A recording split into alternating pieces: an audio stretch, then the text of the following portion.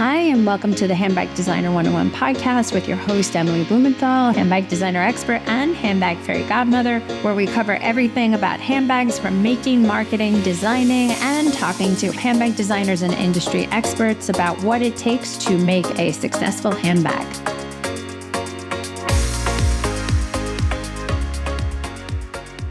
Welcome, Alison Bringé, to Handbag Designer 101, the podcast. Alison, you are still the Chief Marketing Officer of Launchmetrics. You've been that for a while, right? Yeah, almost a decade. Wow, that makes me feel old. Well, the lighting you have is phenomenal. You look very, very young, and I wouldn't say you're a day over 25. I feel like that's when we met. It's been a minute. Oh, thank you. Yeah, it's a journey, right? And even thinking about being at Launchmetrics for 10 years, the company's changed and evolved so much that I would say the company probably that I worked for when I knew you back when is not the company I work for today. I think it's impressive, though. As someone who was not able to day job for very long. I mean, in my own defense, I've had very, very impressive jobs. I just didn't have them for very long. So I'm always impressed with people who are able to sustain day jobbery in a way, especially in an industry that is so fickle and ever changing. Did you ever struggle with that? Because you deal with so many brands, to go to the brand side. I mean, did that ever pique your interest? I mean, to be fair, I worked, at Net-a-Porter when we opened in the US. And I guess you could ask almost every person in fashion, if they'd want to work there. And a lot of people probably 10 years ago or 10 plus years ago when I worked there would have told you it was their dream job. And to be fair, it was great. The team there was so lovely. I really felt inspired working under Natalie Massenet. I mean, she was a true visionary. But I felt like something was missing. And for me, working on the brand side, it almost wasn't dynamic enough. What I love about the other roles I've had, and specifically my job here, is I always say this when we're hiring people. This job is whatever you make of it. And in the type of company Launchmetrics is, I really have the opportunity to go anywhere. I have the ability. Literally. Physically and strategically. My team really has the ability at any level to say hey, I'd really love to test the waters with this partnership, or I really think we should be leaning into LA. There are all these brands that are handbag designers, accessories, ready to wear, or sportswear, right? Let's do something in LA. Let's find some partners, do something cool. And we're always keen. And obviously at a big company, somewhere like Net-a-Porter or a brand, you're sometimes confined to these brand guidelines or the rules of the brand. And I think that's fine. And some people, I have a handful of friends, right? Their job is to be, their mission in life, right, is to be the CMO or the CEO of these huge luxury brands or mass market brands. And everyone has a different passion. I just think in the end, I realized it was great getting that experience, but it wasn't my calling. So if you could just give an overview of exactly what Launchmetrics is, because I think that's important to talk a little bit about, and then we can go back on the story of Alison. Sure. I love that. The story of Alison. It's my book. I'll buy it. Launchmetrics is a software data and insights company working with more than 1,700 brands in the fashion, lifestyle, and beauty space, helping them understand, how they can use brand insights to build a competitive edge. So we essentially provide them with these tools to help them improve their brand's performance and understand what's happening in the marketplace.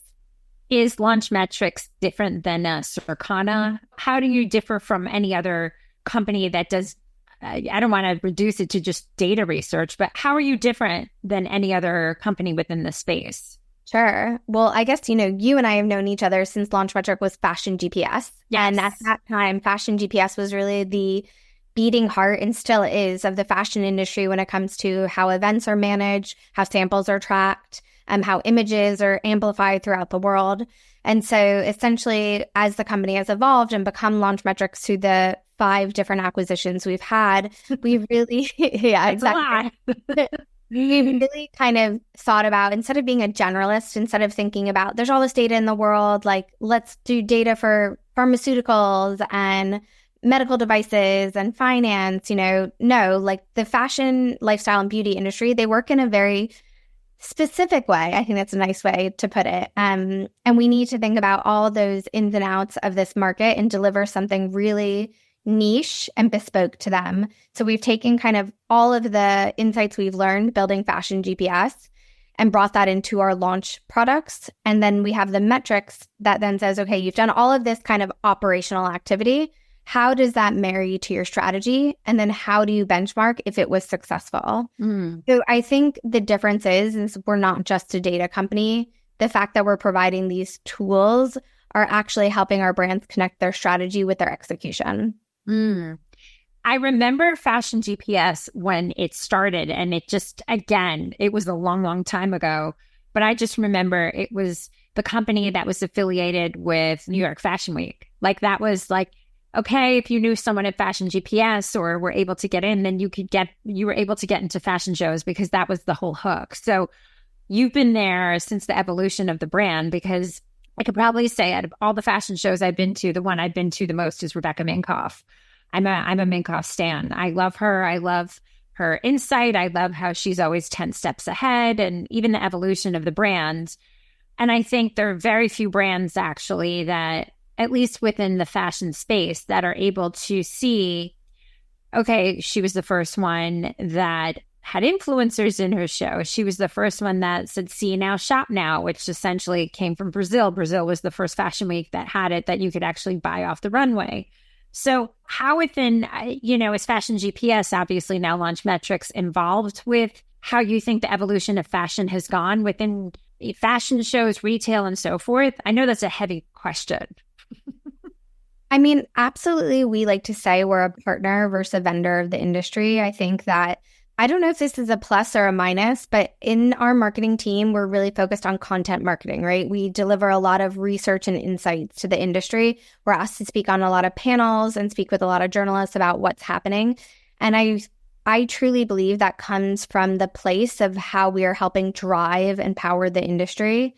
And so because of that, if you ask me, when it comes to how the industry has been able to digitize and evolve themselves, how they've been able to take kind of these manual tasks and automate them, and how we've thought about transformation, whether it's into brand insights or the digital transformation of, physical activities like checking into fashion shows. I do think we've been a key player in that. And I think a partner versus a player maybe is how I like to say it. I think that's really important. But you and I met, you were working at ING. I feel like I met you and I just had one of my kids. I can't remember. It was so long ago. But we were both professors at Parsons. We were both adjuncts, and we sat next to each other. I'm really good at picking people to sit next to. I think every event I've sat next to someone, I've remained in touch with them one way or another. And I don't know, I was really, first of all, you were very refined. You spoke very well. Not that that has anything to do with anything, but I was like, oh, I like her. She's cool. She knows her stuff. And then you told me what you do. And I said, oh, we'll definitely be friends and keep in touch one way or another. So if we can just go back, and CMO is such a lofty title. How do you think where you were really impacted to where you are now? Yeah, of course. I think if I think back to my journey, I started my career at IMG. I mean, actually before that, I was in Milan. I was doing PR at an agency that's funny enough a Launchmetrics client.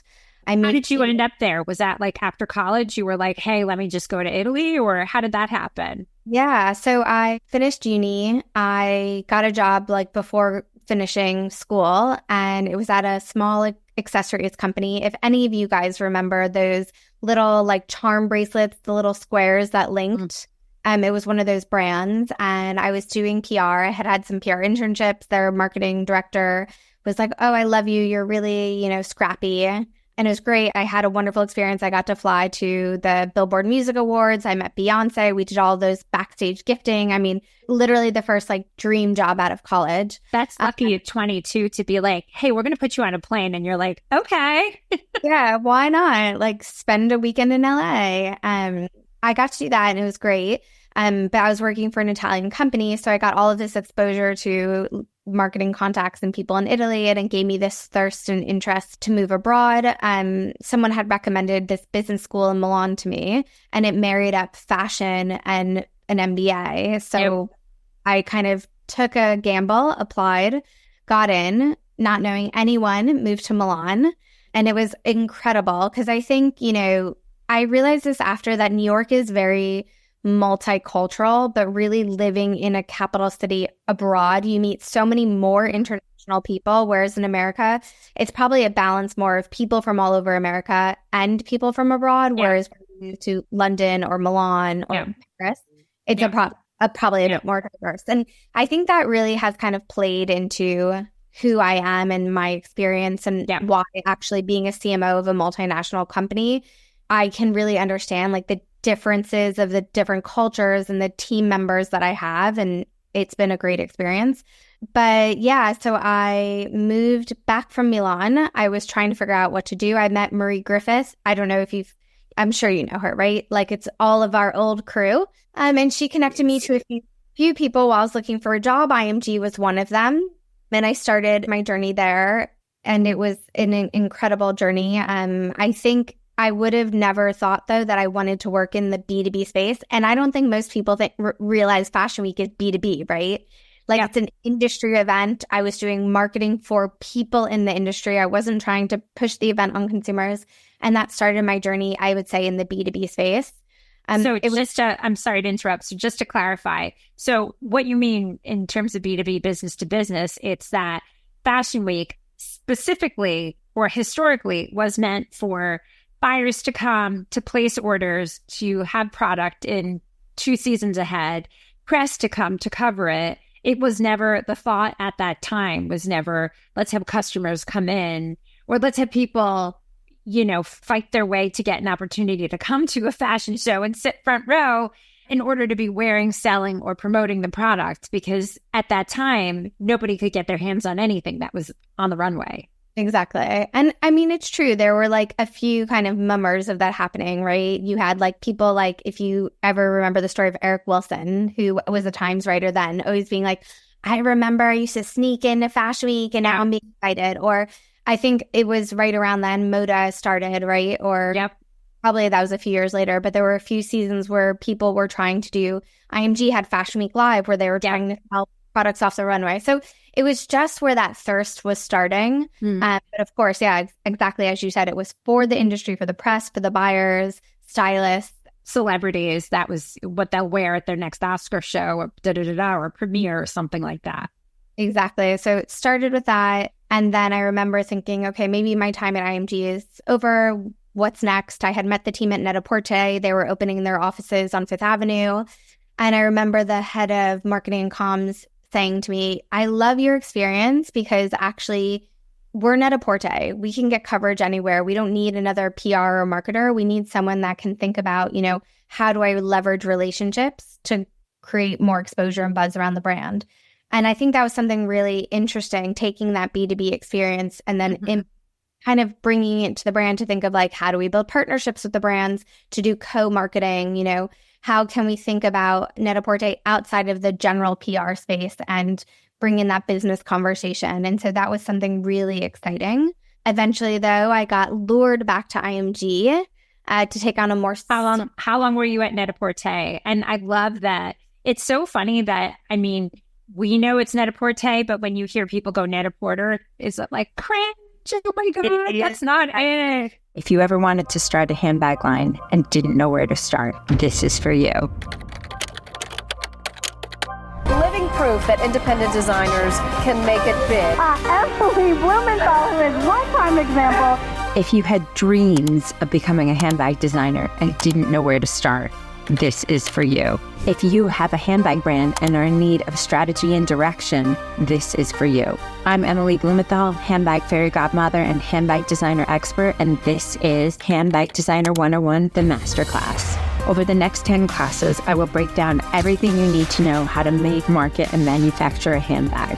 Broken down for you that you'll not only skip steps in that handbag building process, but also save money in that learning curve. For the past 20 years, I've been teaching at the top fashion universities in New York City, created the Handbag Awards, and also the Handbag Designer 101 podcast. I'm going to show you like I have countless brands from sketch to sample to shelf, whether you're just starting out and don't know where to begin, or even if you have a handbag line and just need some strategic direction, the Handbag Designer 101 Masterclass is just for you. So let's get started, and you will be the creator of the next It Bag. Join me, Emily Blumenthal, with the Handbag Designer 101 Masterclass.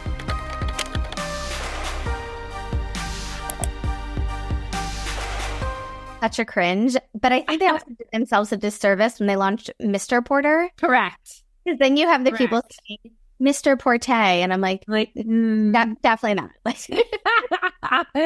I think all of this is so interesting because it's funny how we all end up being accidental experts of things. Like, you never said, where did you go to university? I love how you said uni, because clearly you haven't lived in the States, because that is how it's called outside of the US. Yeah, exactly. Sorry, I realized that halfway through saying it. Like, it's okay. I can ESL that, so it's fine. English is a second language. Yeah. Picking up all these European phrases. Yeah. I did my undergrad at the University of Central Florida in Orlando.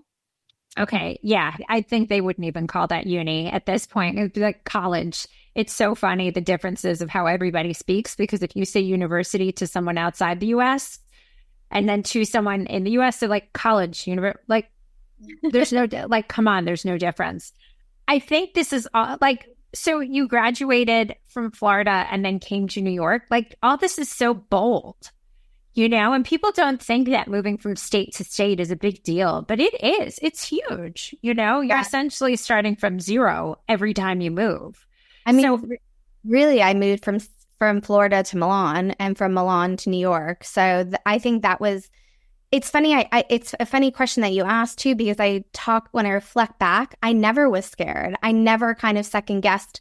And even this time when I've moved from New York to London, I never questioned too, because I guess I always say, well, if I hate it, I'll just quit, or I hate it, I'll move back. And maybe it's easier to be like that when you don't have kids or a mortgage, and maybe that's what kind of drove me. I wanted to pursue something different, and I was ready to I didn't actually feel the risk though. But I think, we speak about this a lot as entrepreneurs or people who start their own brands. Most people are typically and usually risk averse. Like, you can hem and haw over making a purchase, but packing up and moving, you wouldn't think twice. And you know what I mean? Or buying an expensive bag, or buying shoes, or should I live in this apartment? And, but like, doing bold moves just seems like an organic thing to be done. So it's like, yeah, of course, why not? Why wouldn't I move? So I think, and I think that speaks to how you probably have a better understanding of brands as a result of that mindset. Because I think, and it sounds so cliche to say thinking outside the box, but it's really about, you have to be a bigger thinker in order to think or see the bigger picture of what you can get by taking these risks, which don't seem like risks to you or me. You know what I mean? Completely agree. And I think all of these different experiences, as I started to say before, really have trained me and helped make me the CMO I am. So whether it was when I went back to IMG that second time, I was working on the launch of Berlin Fashion Week. Okay, great. Like, Berlin as a fashion capital, maybe it doesn't exist, but the truth is, in the lens of the role I have now, understanding Berlin as a fashion city is super important. And there's a lot of interesting fairs there, a huge network of people there that are critical to the global European fashion scene. So I find that all of these micro experiences I had before have kind of come full circle in my life today.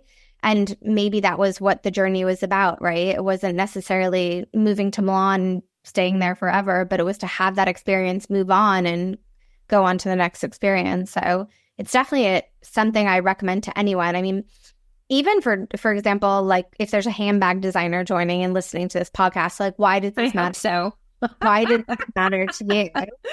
And One of my favorite things the head buyer, Holly Rogers at Net-a-Porter, used to do is she would go to these different markets. And of course, she'd be going to meet with the brands there. But she'd also make sure she booked in days just to walk around the city. What's the vibe of the city? What's different? What's interesting? What are like the kids trending on? And I think that all of these moments are critical for your business, right? You learn so much about the consumer, the changing habits of the consumer. I hosted a webinar yesterday. We were talking, it was with Pi Skincare, which is a clean, British skincare brand. And we talked about how now Gen Alpha is on the rise buying beauty products, which is scary. And I recalled this New York Times article recently about, in the US, we're obsessed with sleepaway camps and how all of these very, very, very young girls are going off to sleepaway camp and bringing their like way too expensive skincare products with them. And it's like, what's your beauty haul? I mean, flashback decades ago, that would have never been me. But I think, again, having the opportunity to meet different people, see what's happening in different markets, and then seeing how that's impacting the global landscape just makes you a smarter business person, no matter what you do. Mm-hmm. You just hit the nail on the head on so many things because, and I'm sure you've seen this firsthand, how so many brands, so many designers, regardless of whatever fashion classification, throw themselves in and decide they're dictating the market. They're dictating what the customer needs or wants. And then you kind of feel that like sucker punch where you're like, oh, this isn't going to be good for you. Like you have to go back and you said like retail anthropology, walk the streets, see how people consume. And even so much as in the US, like I always use Urban Outfitters as my case study because the Urban Outfitters in the Village sells very different products than the Urban Outfitters on the Upper West Side. So you can only imagine to what Urban Outfitters is selling in Ann Arbor, where at the University of Michigan, versus what it's going to be sold, say in South Florida. Mm-hmm. So having this understanding of who your customer is and making these nuanced tweaks of your product, like, okay, in a city where if I'm selling in a metropolitan location, chances are they're not going to drive. So let me make sure I have, when I pitch to the buyers, that my crossbody strap is front and center. And then if I'm pitching to warmer climates, that I'm going to have clutches ready and willing with bright colors because that's what they're going to lean towards. And I think knowing how to do that kind of homework and research is just so key to success. And even to what you said about launching a Berlin Fashion Week, I mean, to the outset, no one would think that Berlin would be or could be a mecca of fashion. But the innovation in terms of music and art and everything else, cars, automotive, it all lends itself going back to fashion. So why shouldn't there be a fashion week there? Yeah. So it's funny. I mean, I dated a DJ for a while, so that's another conversation for another podcast. But, learning about where different kinds of music come from different places of the country and saying like Scandinavia, where the sun is up for so long and then it's down for so long and how that impacts music, people need to take all that into consideration, how that affects fashion, how that affects shopping habits, how that affects needs versus wants, especially when you're developing a product. So I'm just so excited that I was able to get you on because I know we had a mishap the other day. I'm sorry about that. Oh, I mean, it's life. That's the hard thing in the digital world, right? I had an interview last week actually, and our comms person arrived an hour before or an hour and a half before. And I happened to run into her as I was going to meet someone before. She's like, do you have enough time for both? And I was like, what do you mean? She's like, I mean, we have to go there in 20 minutes. And I was like, it's an hour and 20 minutes. You sent me the invite. And she was like, she checked her calendar, checked her email. She's like, oh, you're right. So I think in this digital world, it just means there's too many things going on sometimes. And yeah, the overlap of everything. Yeah. So I want to just touch upon this before we wrap up. In terms of what you're seeing for future trends, whether it's retail, whether it's fashion, if you have any thoughts on opportunities that lie, I'd love for you to share your thoughts because you really have the inside scoop more than anybody, I think. I guess I would say, especially considering maybe who could be listening and the journey that everyone's on, is that it is a very crowded, saturated market out there right now. And to reach the customer, you need to be able to connect with them on different channels, different platforms, different languages, different regions, different times. It's hard. And cutting through the noise, I think, is probably one of the biggest challenges cited by CEOs today. I think that for brands to be successful, they need to figure out beyond product how they connect with that audience, that target audience, and they need to think about how to drive their brand's performance, right? How to create that resonance with their target consumer. So at Launchmetrics, like one strategy we always tell our customers to keep in mind is that you have to have the right voice for the right platform to answer the right goal. And I think as marketers or CEOs or heads of business and brand managers, we're always saying like, oh, let's do influencers. Everyone's talking about influencers. They're so big. Or we have to do paid advertising. Like that's like what's missing in our marketing mix. And I think that people get so caught up in like what they should do these days that they don't stop and think about the goals they should have for each voice, each channel, each platform. And it's a random example, but when Derek Glassberg was at YouTube, he asked us like, oh, could you help us do an analysis of like the value of YouTube, right? Everyone's talking about Instagram, TikTok. And what was really interesting that people don't realize is that YouTube is still like a very powerful platform, but that powerful platform hits power at 30 days after. You know, TikTok is super interesting right now, but to be fair, TikTok represents like 6% of the media impact value for a fashion brand, whereas Instagram, we did a survey and it was like generating something like 60% of the value of the top 3,000 brands in fashion, luxury, beauty. So I think that everyone wants to lean into like what they hear is cool and what's the trend, but everyone should really take a beat, as I say, think about what they're trying to achieve, and then who is the best voice for that. Is it an influencer? Is it a celebrity? Is it your own social media channel? Think about, you know, not just the voice, but, you know, do I have a fashion show that I'm trying to kind of amplify? Or, you know, JW Anderson did that great DIY show that one season. It was like how to make a sweater.